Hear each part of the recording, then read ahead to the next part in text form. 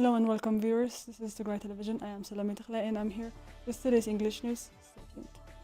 Head for the Bureau of Agriculture and Rural Development, Dr. Atenkut Mazgabo says around 2,000 trucks have been able to reach Tigray so far. Dr. Atenkut states that trucks carrying aid were reaching the region through 4 routes, but the situation remains dire on the ground. In a brief stay with Tigray Television, head of the Bureau also commended the efforts by the federal government, stressing more needs to be done to reach millions in desperate need. Sarun Zaka has more.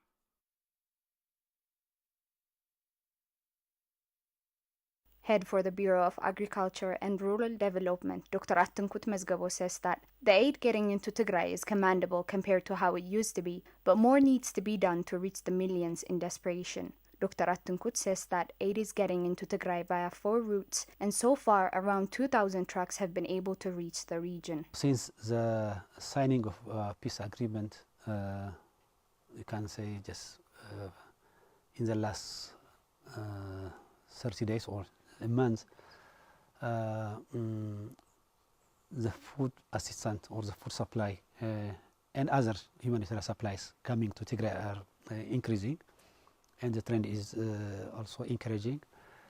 In terms of trucks, we have received like more than 2,000 heavy trucks are able to enter to Tigray through 4 corridors: Samara, Gondar, Humara, Shire, Gondar, Dawarak, Maizabri, and the third is Kumbalcha, Lamat, Amagala, and the fourth and the main one is Samara, Abala, Magala. Other than food aid, the head of the Bureau says other items such as vaccines and other medical items are getting into Tigray by international and non-governmental organizations, but also highlighted that the challenge that they're facing on the ground is beyond the supply reaching the region. Assistance, medicine, and health facilities are just coming by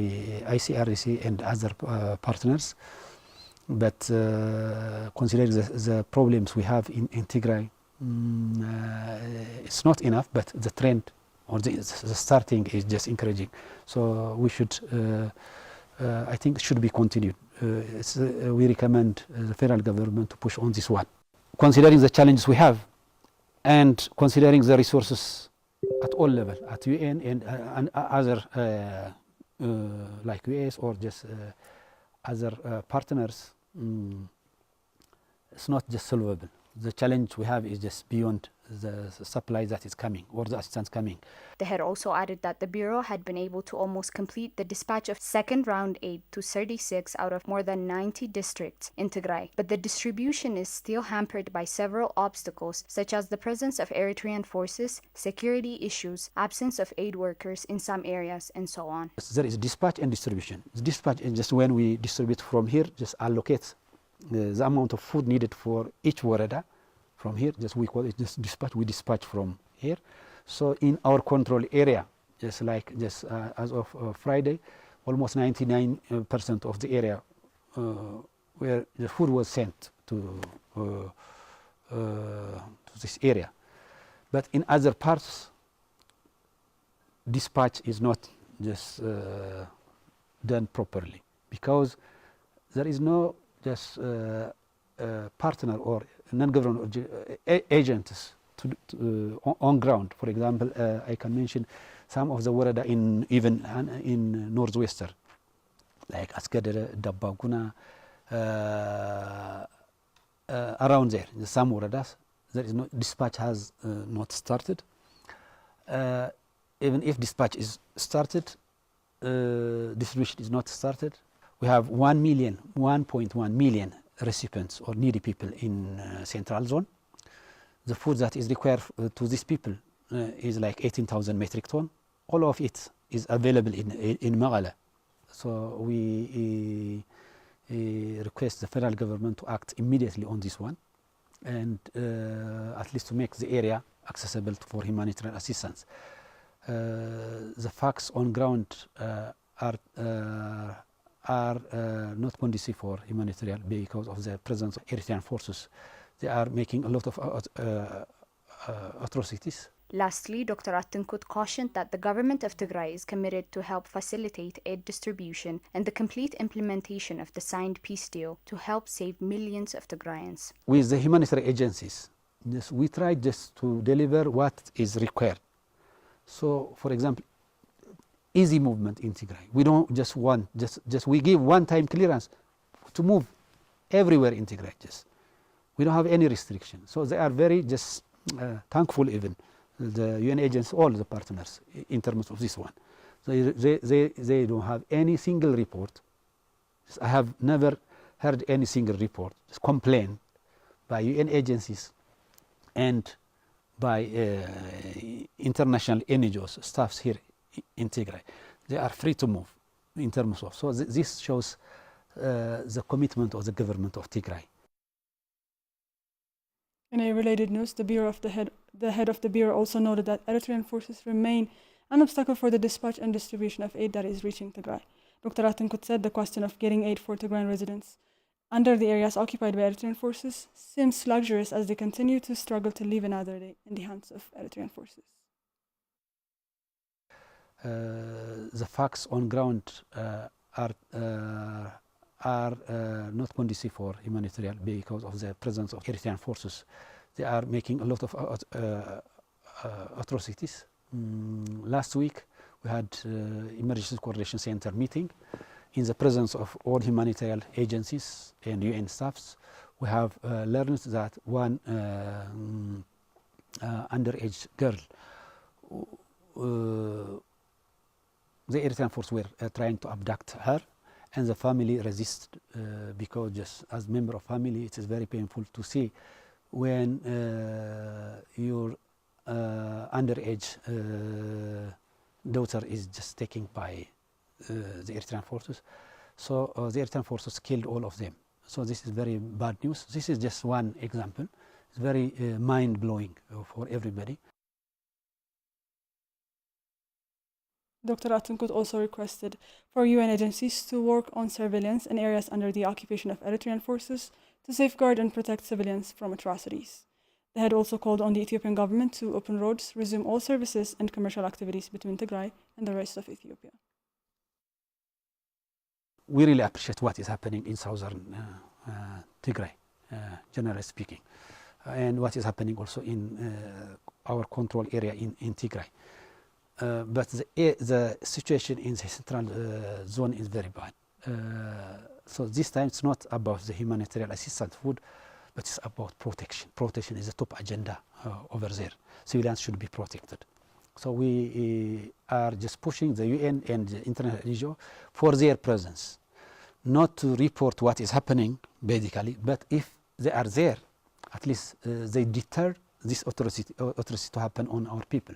So we will consider if they are there, like they are just a safeguard for the people.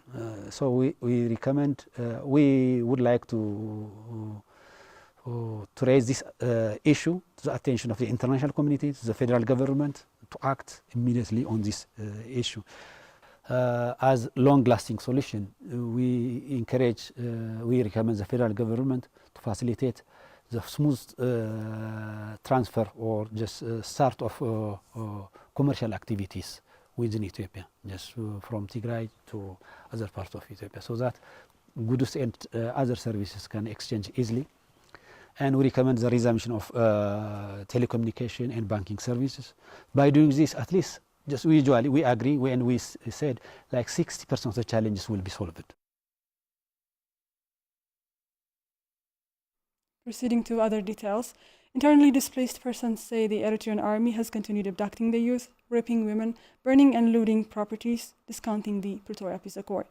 The IDPs sheltered at Sanat Primary School in Mekelle demand the troops that have continued to commit heinous crimes over civilians to immediately leave Tigray so that they can go back to their homes. Haile Gabro reports. Dabas Gabragorgis, a man with disability displaced from Aurora, a small village in the Tigray district of Western Tigray, has been displaced, leaving the place of his origin and all belongings on November 6, 2020, to the town of Shiro, northwestern Tigray. He has seen unspeakable atrocities committed on civilians both by the Amhara and Eritrean forces on account of their identity. ዝመጻ ኩሉ ታብ ምዕራብ ዞባ ወይ ዲቪዥን ወይ መንደር አውሮራ I'm displaced from Aurora, a small village in western Tigray, on November 6 of 2020. First, Amhara forces committed heinous atrocities following the war in our area. Hereafter, we came to Shira and had been sheltered for 2 years. On the top of this, right after a new round of offensive campaign was launched by the allied Eritrean and Ethiopian forces around the town, we were forced to be displaced for the second time. While we were on our way to Magala, we have witnessed horrors of the war. Different segments of the society, mainly priests, nuns, children, and the elderly, have been extrajudicially killed, tortured for no reason. Moreover, he called on the international community to heed their voice and argues on the Eritrean army to leave Tigray without preconditions. The peace deal has got to be implemented on time. We are under siege. There are no internet, telecommunication and banking services. Besides, Eritrean forces have still continued to commit crimes as they did before. It is embarrassing. Thus, we call for the international community to put pressure on the Eritrean army and leave the region as soon as possible. Other survivors of the vicious atrocities carried out by the Eritrean forces also say that the regime had committed heinous crimes and still continues abducting the youth, raping women and girls, and burning and looting properties bypassing the core principles of the Pretoria Peace Accord. Eritrean forces are still raping women, looting and destructing properties in different parts of Tigray. We plead to the international community as well as the Ethiopian government to do their own part in withdrawing the barbaric Eritrean forces. We demand to return home. I was displaced from Tigray on the 9th of December 2020. We stayed for some time around the Tigray River. However, Eritrean forces killed our kids. We also got looted of our belongings. The world should hear our voices. We demand peace, but the Eritrean regime is plotting to spoil it all. Abraham Esgaba, IDP Center Coordinator at Kasanet Primary School in Magala, says that the Eritrean regime is boldly working to spoil the peace process that has been taking place in Ethiopia to secure its own interests. ኣብ ትግራይ ኣጋጥም ዘሎ ከቢድ ፀገም ኣብ ሰራዊት ሻዕብያን The plight of our people has continued because of the presence of Eritrean forces in Tigray. I don't think the signed agreement is bearing any fruit in practice. Others are using it for media consumption. We urge the world to act immediately. We are losing precious lives on a daily basis. We require justice for the victims of the genocide in Tigray. People from Nabale to the Adiabo extreme, western zone of Tigray in part and in the whole western Tigray are perishing as we speak. He also added for the Ethiopian government to keep the safety of its own people from foreign aggressors like that of the Eritrean regime. ሕዝቡ መንግስቲ ኢትዮጵያ ኣብ ሓፂር መዓልቲ ስራሕ ይሰርሕ ኣሎ If the Ethiopian government is really concerned about ensuring the safety of the people in Tigray, the barbaric Eritrean army must leave the region as soon as possible. The international community must firmly work on the immediate withdrawal of Eritrean forces. During the US-Africa Leaders Summit, US Secretary Blinken had a discussion with Prime Minister Abiy Ahmed of Ethiopia regarding the implementation of the Cessation of Hostilities Agreement in Ethiopia in general and the withdrawal of Eritrean forces in particular, which to this day has not been put into practice.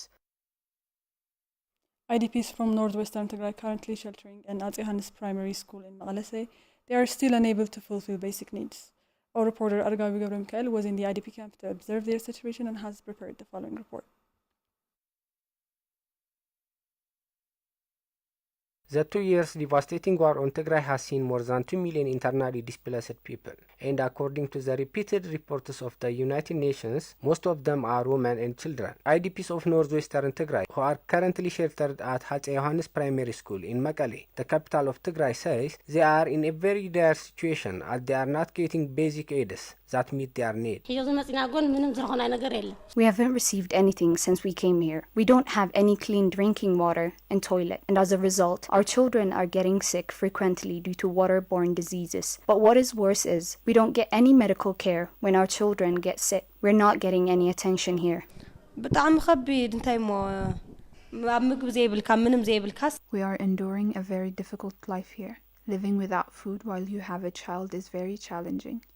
I'm hardly getting by begging food from residents of Magala, and that too is very challenging, as nearly everyone is living in a similar hardship. Sarah Siyum, a mother of 4 who displaced from Addi Wa'ala, northwestern Tigray, also says her current condition is as dangerous as living in the cities controlled by the enemy forces. We're in a very critical condition. Though we left home to stay alive, we're forced to live here in a life-threatening condition as we have nothing to eat and we're unable to get medical care. We were displaced empty-handed before 3 months along with our children, but we got nothing here. Most of the IDPs are sick here. This one is a disabled and sick. Similarly, this one is also sick. My own mother is also critically ill and she's currently sleeping in an unfinished building she got as a charity from someone. We're just waiting here to die as we couldn't be able to get medical care. The IDPs call for an immediate implementation of the signed peace agreement so they could be able to return home safely. If the road becomes open, we're ready to return home soon. It has been almost 2 months since a peace deal was signed, but we got nothing out of it, rather than suffering here for almost 3 months. It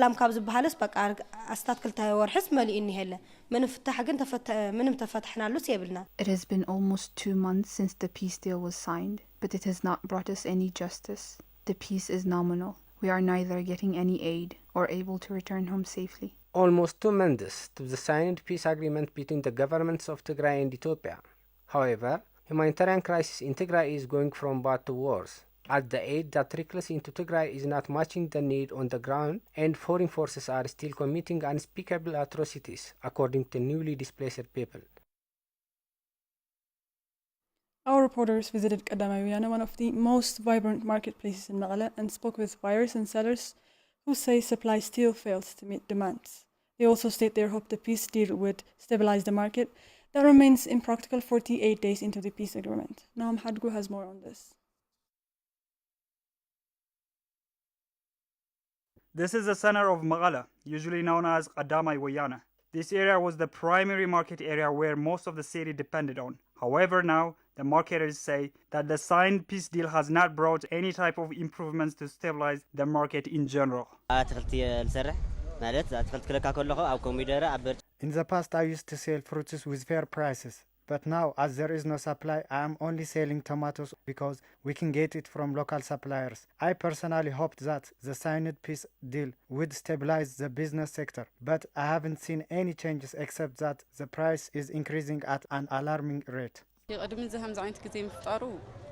Before the war broke out, life in general was good. You could buy things with fair prices. But now, due to the siege, things are very expensive and everything has become hard, not only for the buyers in particular, but also for sellers. For instance, the price of onion has scaled up from 3 and 5 birr to 50 birr. I'm here to buy some basic commodities, but everything is very expensive. Before the war broke out, we were doing just fine. And now that an agreement has been signed, we hoped everything would be normal, but I haven't observed any change so far. There is shortage of supplies. I am a teff crop seller, which has got very expensive at the moment. It was much cheaper this time of the year in times of before the war. The siege has still continued even after a peace deal was signed between the governments of Tigray and Ethiopia. The buyers and sellers we spoke to have also sent their message to the international community and the federal governments as follows.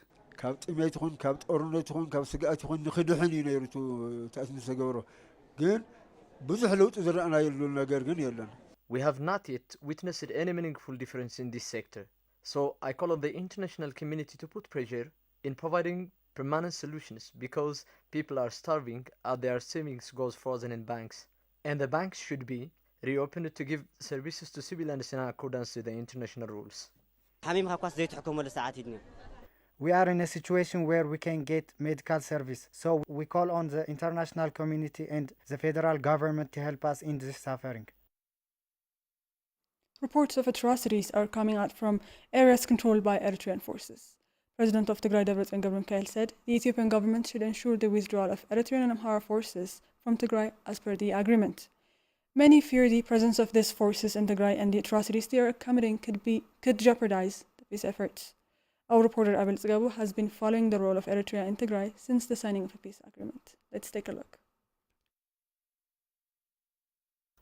On the 2nd of November, Ethiopian government and Tigray leaders reached into an agreement to end the deadless war on Tigray. Tigray leaders agreed to disarm for Ethiopia to end its blockade that has devastated the lives of millions, and to withdraw its allies who have been committing horrific crimes on the people of Tigray. Peace is good. War brings no solutions. We have suffered for 2 years to bring peace. What more do we need? My comrades and I were very happy when we first heard that both sides have reached an agreement. War only takes the lives of people. Since the peace deal has been signed, we are leaving the front lines. I don't have the words to explain how happy I would be if this peace process succeeds. We have to thank God for peace. Humanitarian convoys started to reach Tigray. Tigrayan forces started to disengage, but the presence of Eritrean forces remained intact. They just continued to commit heinous crimes in areas under their occupation. The ongoing massacre by Eritrean forces in the areas they occupied and massacring civilians, reports coming every day. And that could undermine the peace process.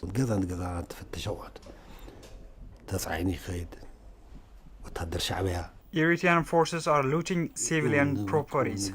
They look into every door.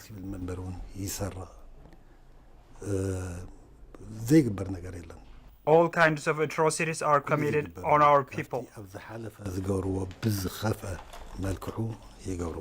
One of the several atrocities reported was Igala massacre that has seen the summarily execution of civilians after they were hunted by Eritrean forces in caves they were sheltering on October of 2022. Governor of the district told Tigray television that the massacre took place in the vicinity of Ad Jaganu, scoring a death toll of 75 civilians, including 90 children, 50 women, and 4 religious fathers. Dwellers of areas controlled by Eritrean forces, however, say the Eritrean forces are not only committing crimes in Igala, but in most parts of central Tigray and northwestern Tigray. Homes were burnt, properties were destroyed and looted. A lot of people died. We are in a very difficult situation. For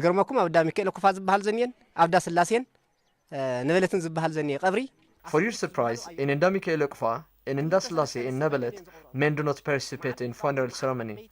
Not more than 2 or 3 women attend the funerals. To this day, reports are coming out that Eritrean troops are committing crimes and looting properties. Briefing Tigray State Council on the implementation of the peace deal on Sunday, President Debretsion Gebremichael said there are improvements on addressing humanitarian calamities in Tigray, while stating his doubts that the presence of Eritrean and Amhara forces would jeopardize the ongoing peace process.